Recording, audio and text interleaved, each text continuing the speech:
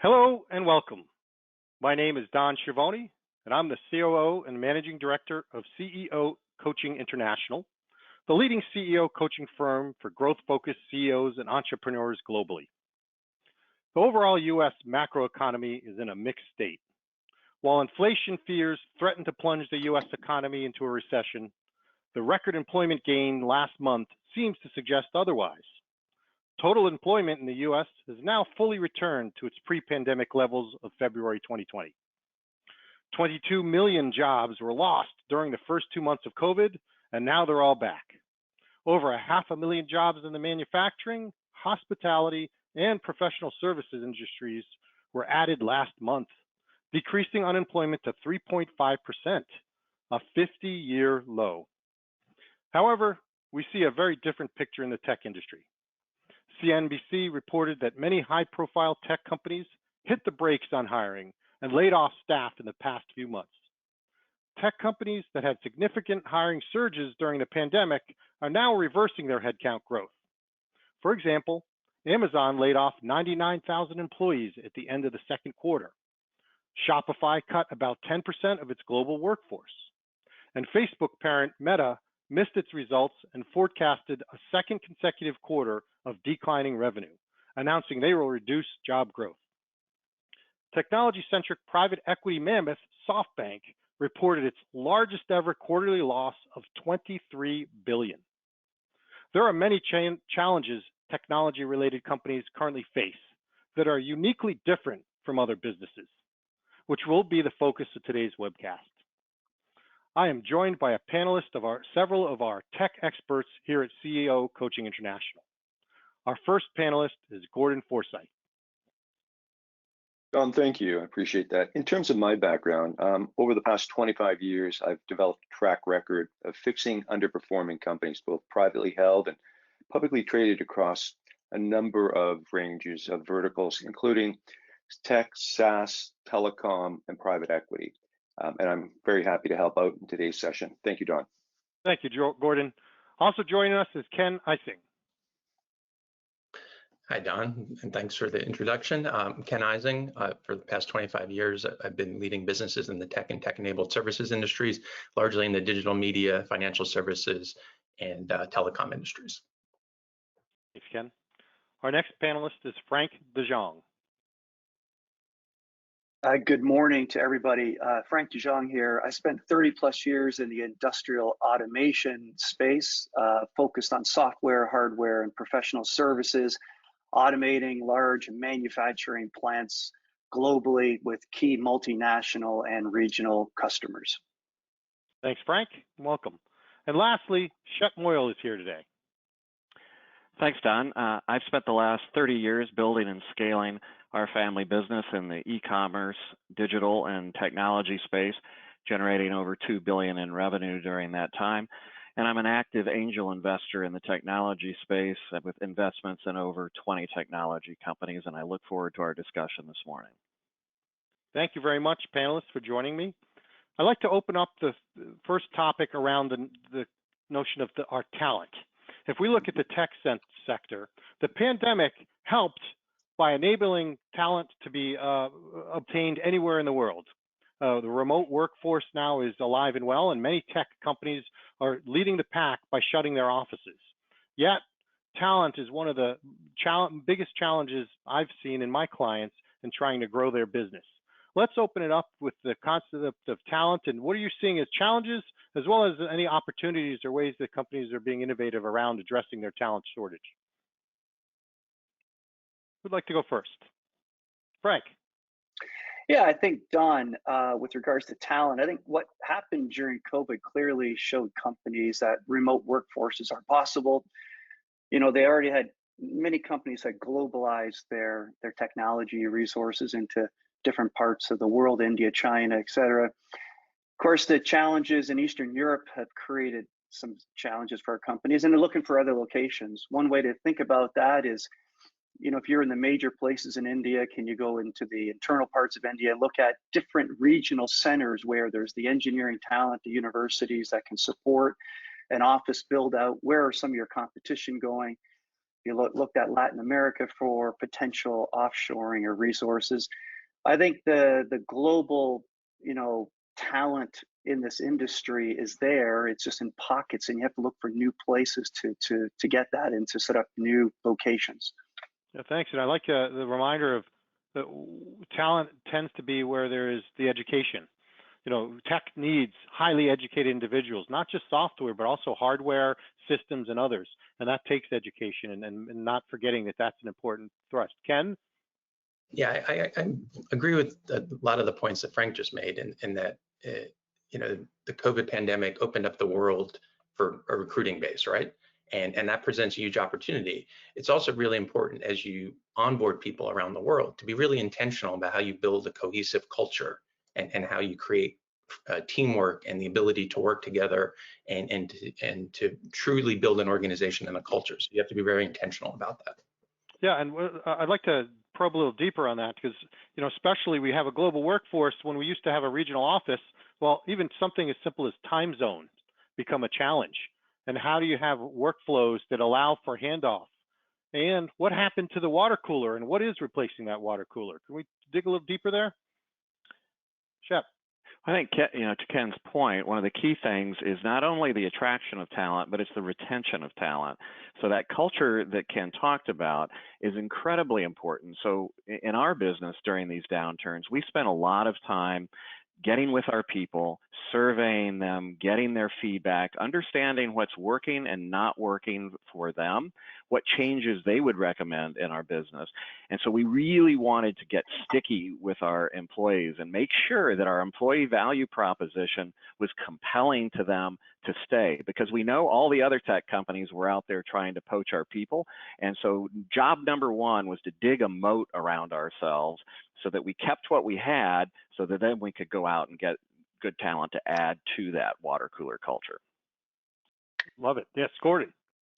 Well, I love what Shep has said. I think the other thing is to get really clear on what it is you're looking for in terms of the culture. So ideally, you want to be bringing in the right type of people. So what I've seen happen work very well is turn your work culture into a recruiting force, if you will. So have your own people continually look for people that they think would be a good fit for the organization. Then you're getting people who fit the organization, understand what they're coming into, and become a much better overall employee for the organization. Yeah, Gordon, that's such an important point. I found when I was running Grasshopper that passionate people on their own create the energy and promote your brand. So we would have engineers that would join local meetups and talk about the brand and get people excited about our brand. So when we did need to hire, it became much easier. And so helping promote that strong culture and brand identity really pays dividends. Well, just Don, further to that, what I found is skip the rhetoric and learn what candidates really want first, and then treat recruiting like a marketing and a hiring like a sales process. So be really, really thoughtful in how you go about doing it. Too often people kind of do it as an afterthought, but if you could put the right process in place, I think you'll end up getting really good, viable candidates. So I like that point, right? And so some of our clients are seeing that what candidates want might not be what we want as employers. So, let's try to unpack that. So for example, what some candidates want is the ability to work when they want. They might be a night owl, they might be a morning person, and oh, by the way, a morning person on a different time zone is different challenges. How much do you tolerate? If you're competing for that same talent, how do you deal with that? Ken?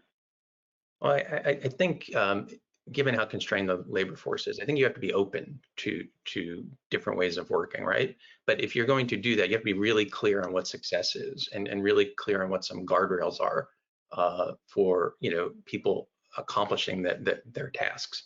But I think if you can get clear on that and have a real open dialogue with the employees on your team, then you should be willing to be open to it and be willing to try, so long as the results are there. Yeah, and I agree. And I think the challenge we face with our clients is that the we in that isn't just the C-suite, right? The hiring managers are often further down in the organization, and sometimes our managers can hit the easy button. It's easier if, they do this or do they do that. How do we as leaders set the tone and lead by example to promote that open-mindedness? Frank. Yeah, so I think, for sure, many more employees are looking for flexibility and I think COVID's, showed the marketplace that flexibility can be achieved.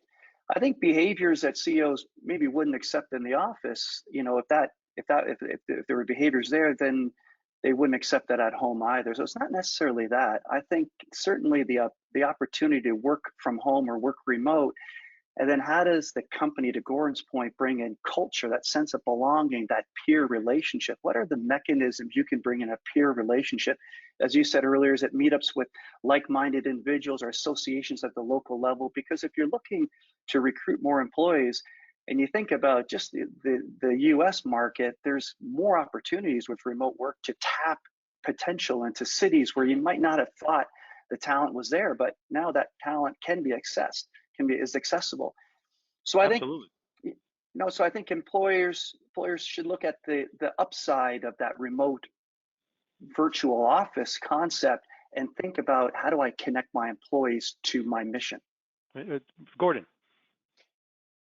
Look, I think we've all been used to sort of out of sight, out of mind, and people kind of work on that basis, and they're kind of wondering, what are people doing? But if you put in place a proper remote working model, I think that actually eases the stress or the burden of wondering what people are doing, how they're doing it, when they're doing it. So if you have a good working model, it will alleviate many of the concerns that I think most of the leaders have from dealing with the out of sight, out of mind type of proposition. And so for our listeners, they might be wondering, so what are the key elements of that model to enable that out of sight, out of mind productivity? So one, you're dealing with different geographies, you're dealing with different responsibilities in different time zones. So it's the accountability, it's the job responsibilities that they have, it's the tools that you potentially may be using. What I'm trying to get away from is sort of the big brother perspective in terms of wondering what they're doing and measuring it. But there are elements, there are tools that can allow you to see exactly what they're doing. I have a client.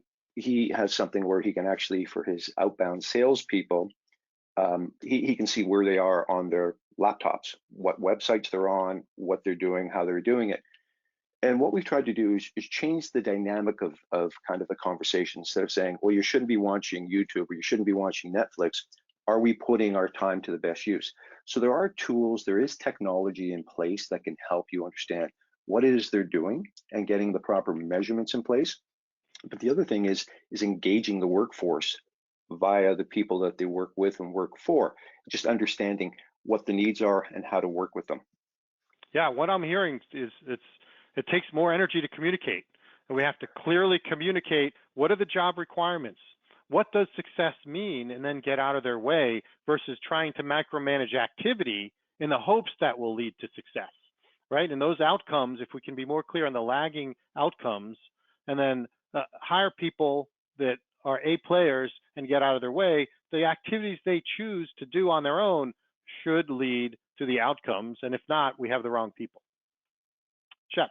But Don, this isn't going to be an option for companies. This command and control model that many of us on this call grew up with, that model's gone. And it is that fear that managers have of, we have to be able to be helicopter managers and know what they're doing at all times.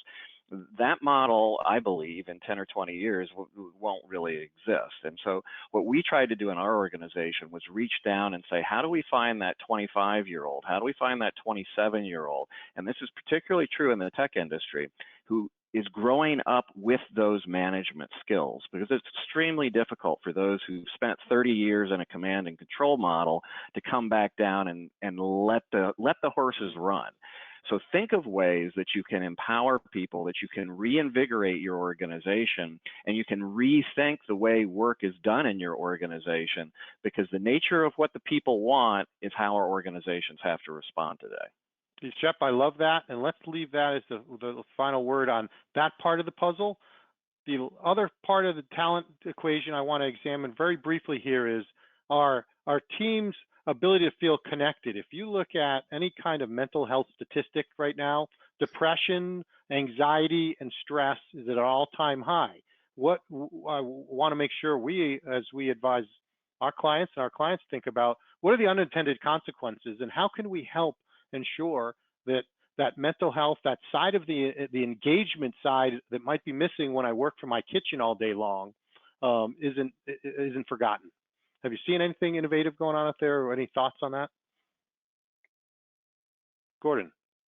I mean, to your point, Don, about working from your kitchen, unfortunately, that sense of isolation is certainly there. What I've seen work, and it's a rather simple thing to do, is they'll have, it could be at the end of the day, it could be the end of the week, but they'll have an opportunity to get the team together or the company together, and they'll have drinks, or they could have a social of sorts. Now, you may say, how well does that work? The fact is, you can put as many people on a Zoom call as you can, but what the companies do, they take it a step further. They'll send out little things that the people can receive in anticipation or for those social settings. So they look forward to it. They get a chance to connect with their people, and sometimes they break out to separate rooms to have one-on-ones or little group discussions. While it's not a personal or physical connection, it certainly is one that they're able to meet with and continue to have a conversation with people. I've seen that work really well. Yeah, I love that. Ken. Yeah, I've certainly seen that work. I've also seen companies being real intentional and have a virtual water cooler session where everyone can show up if they choose, and no, you can't talk about business. And it's just a free form conversation meant to build some bonds. And also, we're talking a lot about remote, and that's obviously important. We shouldn't lose sight of the fact that, and look for opportunities to have some in-person interactions, be they regional, be they quarterly town hall meetings, or twice a year, where you bring everyone together. Those face-to-face connections are super important, even in a virtual world. Absolutely. Chap, are you muted? One thing I've seen with a YPO company is the engagement of the family, and what they are doing with purpose is bringing in the kids, bringing in the spouses, and as they would connect then with other families, that they're broadening the network, and they're also changing the nature of the engagement with the company. And so thinking not just about the employee, but thinking about the broader family, and they found that that really has helped the worker understand the broader network, and then to extend and make new connections in the community. Absolutely, and then you're promoting that brand among the family and helping build that cohesiveness. Another technique I've seen and I recommend is, don't forget about the ability for your, especially technologists, to meet with like-minded people in other companies locally. There are meetups back again. COVID now has prevented that, but they're back. And so everything I've heard from you, the one theme is budget. You need to be intentional about budgeting for that connectivity, whether it's bringing everyone to the office, whether it's sending them some swag and we open it up together in Zoom, or having budget to attend meetups and to join these groups.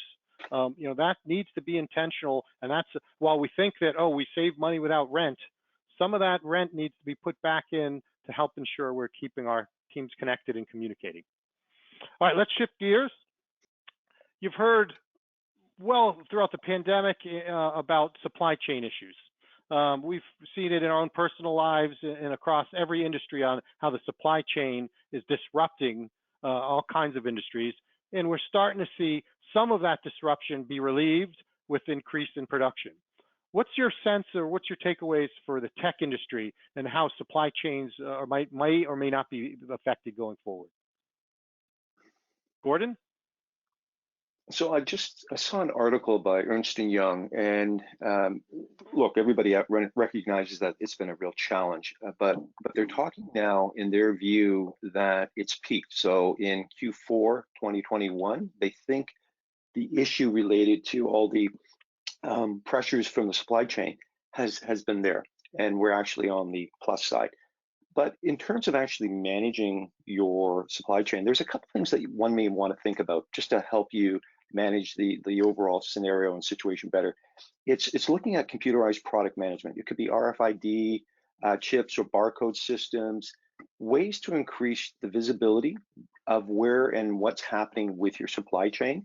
And you can detect at that point in time any kind of anomalies as they occur, which enables your employees to be able to make immediate cost corrections or reduction in errors. So there are ways to deal with it, but I think from the article I read from Ernst & Young, the worst is behind us and they're starting to see a bit better flow going forward. Frank, thank you. Yeah, I think for companies to look back, last 6 months and what were the critical items that put them in trouble in terms of generating sales? What were the items that may not have had a parallel supply? What's their relationship with their suppliers? Do they have, supplier management that's working with those critical suppliers that's controlling their own destiny? And I think also if you reflect back the last 6 months, 9 months with the supply chain crisis, and think as Gordon mentioned, we might be getting on top of that, it's still really important to take those lessons learned and implement when things are maybe getting a little bit better, to Gordon's words, to implement those changes so that, because these things can happen again. If there's a cycle here, and there was certainly a supply demand crisis coming out of COVID, which created a lot of disruption. But now there's opportunities for companies to get better and to have that parallel supply. Right, super important. And what would you frame? Because I agree, we may be coming out of it, but what are those lessons learned, and what's the canary in the coal mine so that we don't lose sight of that in the future if it happens again? Even not macroeconomically, but even micro, just in our industry or just for us. What would be one or two top takeaways you've learned that you need to put in place that might not have been in place before the supply chain crunch? Yeah, sure. So I would think in my career, about 10 years ago, there was a natural disaster in Asia, which put a lot of suppliers out in Thailand. And I think a lot of companies, say, wow, we only have one supplier for this critical component. And that component connected with these other parts of my business, that one part impacts a lot of sales, a lot of revenue generation. And so in parallel, you're in crisis management and you're also trying to build a parallel supply. And you only have so many people. It goes back to talent and a lot of different things. Right. So I think you have to say, let me get through this. What are the priorities I need to get my customers back on, to maintain customer relationships, and at the same time, expeditiously get a parallel supply? And yeah, so if I kind of jump to the chase there, then the one lesson learned is any single point of failure, we got to look at mitigating, right? Sometimes we can't. Absolutely. Where we can, even if it's at a higher cost as a backup, single source of failure. Any other kind of one-liners that we might have learned? Ken.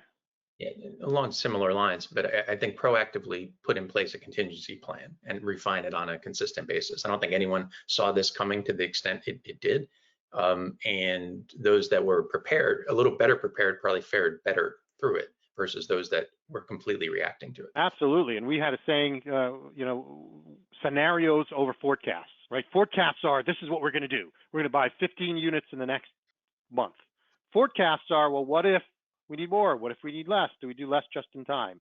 Shep. Safety stock. So evaluate those critical components, evaluate the cost of an out of stock, evaluate the cost of production stopping activities, and do that measurement. And many times it's going to make sense to carry that extra inventory and that extra safety stock just in case. And I think lastly, what I've learned with several of my clients is develop relationships with your suppliers. Look at your whole supply chain, build stronger relationships, be the one that they want to serve when there's a problem, not trying to be the squeakiest wheel among thousands when everything hits the fan. All right, so let's kind of shift gears here, and especially if we think of the supply chain and might be cresting. Well, let's look at cash flow and possibly supply chain and all of this in the face of real inflation. Might not be recession, but there are inflation. The prices we might be paying might be higher. That could affect our supply chain. Our cash flow might be different, especially many tech firms are funded, whether it's through PE, angel, or others. And so the cash runway is an important part of managing our business. Let's open up the conversation there, especially in an inflationary environment. Gordon. Don, I don't know how often companies do this, but doing a financial risk assessment to take a look at what's happening within their business and potentially their sector.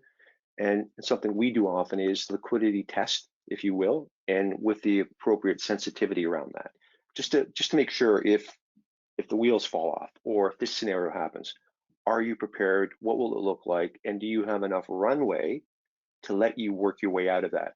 And what that runway looks like, it could be 12, 18, 24 months, but determine what you think makes the most sense. But to do that in advance of is the best way to prepare for. Right. Why do it in the crisis? And you can't manage what you don't measure. So number one, are we measuring our cash flow? Do we know what the costs are? And do we know what we could cut in an emergency? And do we know what sources of credit there are? Ken.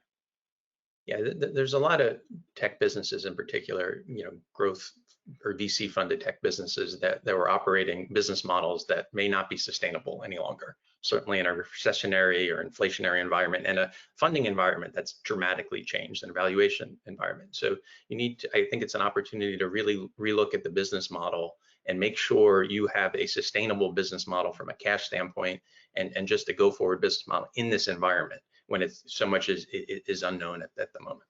Right. Well, we know when the more there's unknowns, the harder it is to price accurately, right? So you mentioned valuations. We can also keep it on the cash flow, but also talk about valuations and what are you seeing out there and how does that play out for a company that might have been looking to do a B, or C round or potential exit in the face of what we might be seeing in the next 12 months.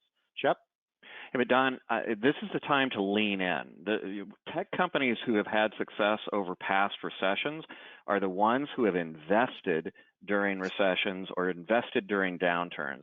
So while we find valuations for your company may be down, they're down for your competitors as well. So look for those acquisition opportunities. This is the time to go find companies that you can get on the cheap that 18 months from now, because this will be a time finite, even if we have a slight downturn, there will come a time when this will change.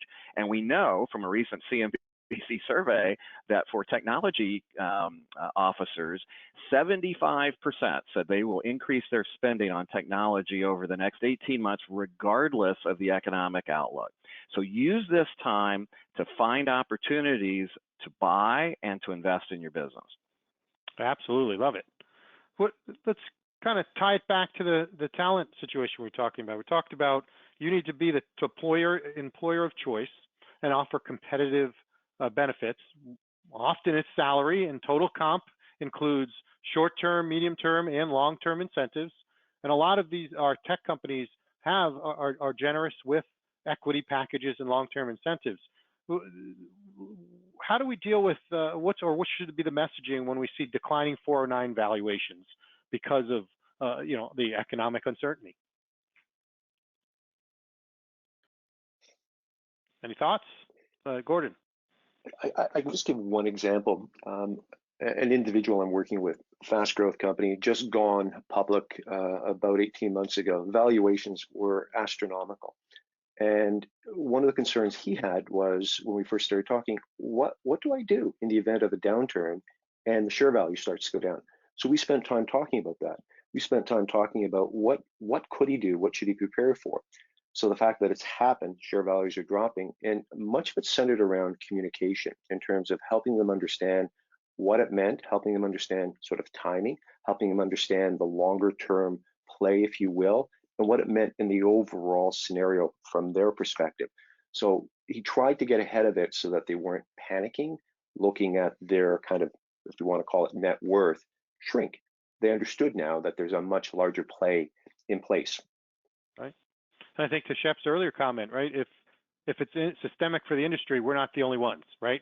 So, you got to play up that, yeah, well, that's one part of the value. Here, our brand, our engagement, our culture, right? It's double down on the culture. Again, if you have a strong culture, it can overcome those little blips. Ken. And we're talking, somewhat about the negative. There's also an opportunity here, though. If you see some of your competitors or other companies that have had to raise money in a down round and a lesser valuation, and their employees may be deep underwater from an equity standpoint, an opportunity to really target and aggressively go after the top tier talent there. if you're Absolutely. in a Right. fortunate situation. Yeah, love that. All right, let's shift gears again. Let's kind of step back. Let's look at the macroeconomic trends across the world, especially you look to global unrest. We look at increase in cost living standards for countries that a lot of our tech companies have gone to traditionally for staffing and other services. What can you see going on out there? Because our tech companies tend to be pretty good global citizens in employment and in sales. I know, Frank, you had hinted at Ukraine, and tell me more about that. What's the real impact there to our tech clients? Yeah, I think our tech clients looking for skills and language skills and technology skills and the accessibility of talent.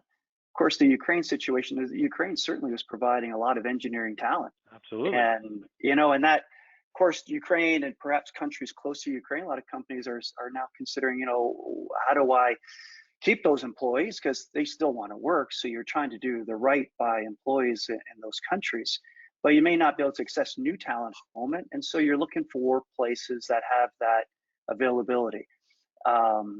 India has always been that big source of talent, and I think for good reason, just in terms of engineering skills, and the university system is outstanding. And the remote virtual office and the ability to set up facilities in India is first class. A lot of companies have moved into China and into the interior of China, and I've learned that sure, you can get great talent there too, and it's more cost effective than saying on the coast. If you're on the coast, many coasts are expensive, and so they're going interior to find access to new talent and finding that it's there. So you just have to take risks and move in. You can follow some of the real major corporations who might be first, and if you're a smaller corporation, where are those big guys going, and where can I co-locate or find a place that serves my needs, my interests, with the amount of talent, amount of heads I may have in a global engineering center. So I think it's there, and I think within COCI, there's a lot of coaches that have a lot of experience in this space, and can certainly coach clients on how to access talent, how to set up global engineering that can provide more capacity and potentially also lower their costs. Excellent points, Frank. Shep. Don, one of the broader trends that we're seeing globally, obviously, will be these macroeconomic trends around inflation, because all governments printed the money and the economies have to absorb this at some point, and there's going to be pain. And it's going to be differential between how economies react to this. Europe's going to be a lot slower in terms of how they react. It's going to be a little different than the United States. But what this is, in an inflationary environment, this is all opportunity for tech companies, because what technology is a deflationary driver. When we look at the growth that we've had and the low inflation that we've had over the past decade, much of this is driven by the technology industry. So look in those industries, look in those countries where there is high inflation, look at the technology that you have, and how can you leverage it to help solve their inflationary problems. This is the opportunity, and it's on a global basis. I love that. And it's also, as tech companies, not being afraid to absorb or bring tech into our own back offices and then tech enable our own workflows. Because you're right.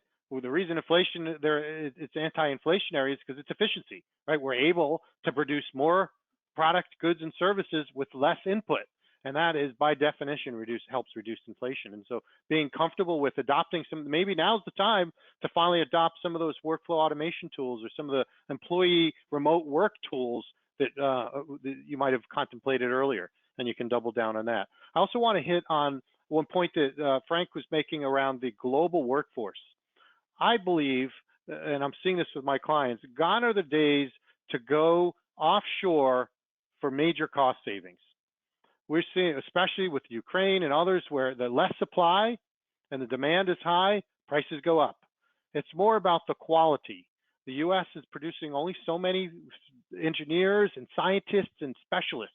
You need to go where the universities are. They can be offshore, and don't expect that if I don't see a 50, 60% reduction in cost, it doesn't make it viable. Absolutely not. Now with technology and remote work, it's even more viable to you need the A players, and don't just focus on cost. All right, I think yeah, Frank. I think the other thing on A players, and I think maybe Gordon and Ken's earlier points on talent, in this technology space, the crucial part I think is that A player, how they make many more people around them successful. And you Right, got to multiplier maintain, effect, right? Leverage. yeah, you've got to retain those A players, or to Ken's earlier point, attracting them from the competition. In the services business, in particular in technology, when you've got a project manager of great skills, customer skills, technology skills, they themselves make others around them more successful, and you breed better talent that way. So I'd encourage the CEOs just to look at their retention policies and Yeah, those Frank, that's an excellent point, because I've seen this firsthand in my own company and made this mistake where new technologies are always on the rise and you want to implement them. And so you have an internal person who becomes expert at that technology who got their standard 5% rate. Take AI, for example. It's so hot, or big data, where you go outside the market, those people are getting paid 40, 50, 60, even 100% more than that internal person who is an excellent expert now learned. That we can actually force their homegrown experts out of the company. So doing that competitive comp review on an annual basis, looking and understanding that if the market rate's the market rate, you can either pay it or lose them. Which would you prefer? Absolutely.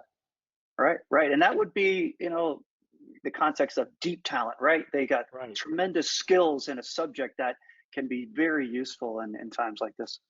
Awesome. Well, thank you, panelists. Let's take a quick peek that is unique to our tech sector: data privacy. You look at third-party cookies and laws that are changing, especially California leading the laws. You look at Europe with the accessibility laws and things there, and keeping compliant with all of these rules. And can you read the tea leaves or see where some of this might be going and how your clients are reacting?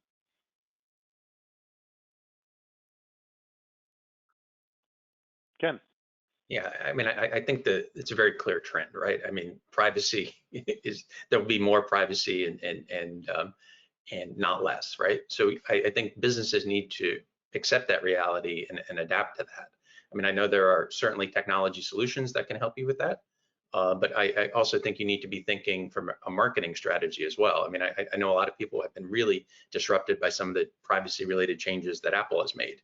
I think we should expect more of that and not less, and we need to have the skill set, certainly in marketing, to adapt to that going forward and try to create new paths to generate customers.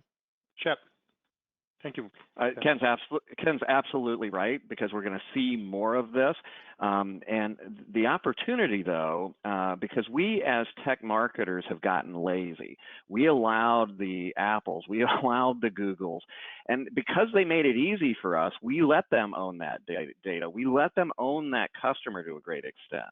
So here's the new opportunity and the new challenge, is to say, how well do you know that customer? How can you engage with your customer and get that data yourself?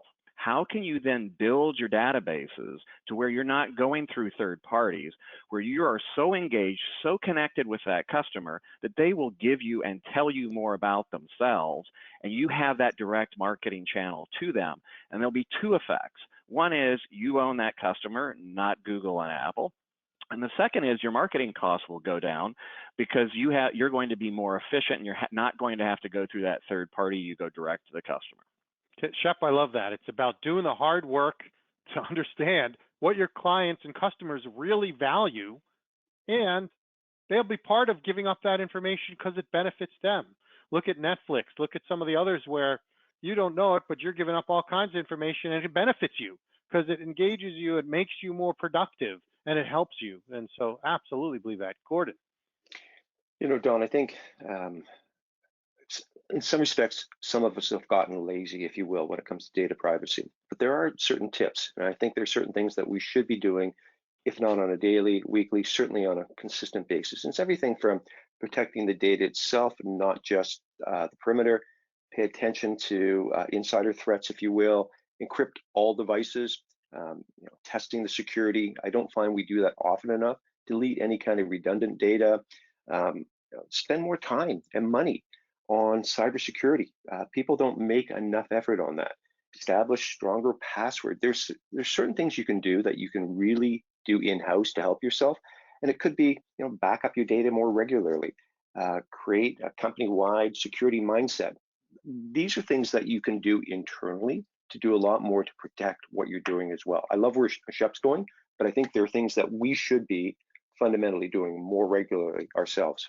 Gordon, that is such an important point, especially with the cloud nowadays. People feel like, well, I don't have a network. Our business itself, right? CEO coaching. We use from Google to Salesforce to all of these large scale apps. So I don't have any risk. And you couldn't be farther, that couldn't be farther from the truth.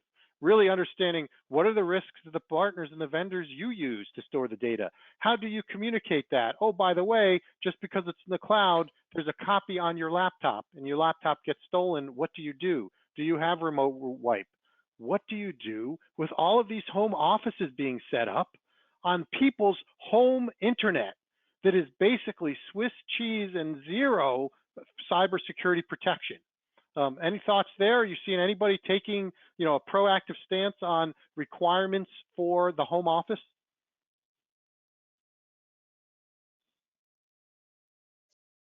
One company, Don, I know, they're it may be an expensive proposition, but they value their security so much. What they're doing is they're swapping out their equipment on a regular basis, not just updating and upgrading the software on it from a security point of view. They're actually swapping it out.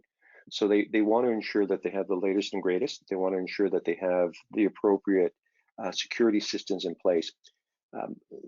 Not for everybody, I get that, but the other ones are going through kind of a self checklist, kind of the items that I itemized.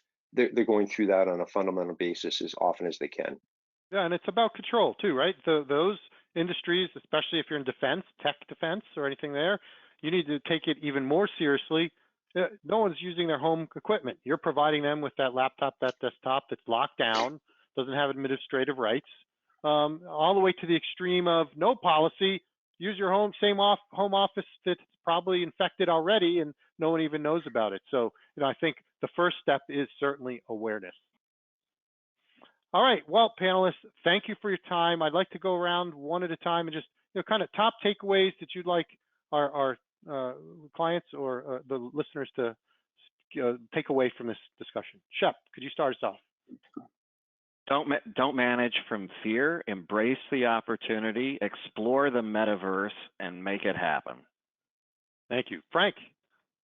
Yeah, and following on with that, think about your priorities right now. Are your priorities around product and accelerating a product to take an opportunity in the marketplace? Think about your talent. Think about where you are in the business cycle and what do you have to do now? What are your priorities right now in your business? Focus. Love it. Ken? Yeah, I would say, make sure you protect your downside, but don't spend all your time on that. Look for the real opportunities and how can you aggressive and really capitalize on this time. Yeah, as Jim Collins says, spend all your time on your opportunities, not your weaknesses. Gordon? Don, I would say get really clear on what success looks like and then take advantage of the opportunities that are presented. You've got an opportunity from talent, you've got an opportunity from M&A, depending upon what it is. Take advantage of what's available to you now. Look at it from a positive, not just a negative. Awesome. Well, we know that anytime the world's faced a problem over the eons, the technology has been the solution. Even if it was just the wheel to virus shots and the like. So, thank you to all of you in tech because you do help us fight inflation and make the world a better place. Keep it going and make big happen. Thank you. Thank you.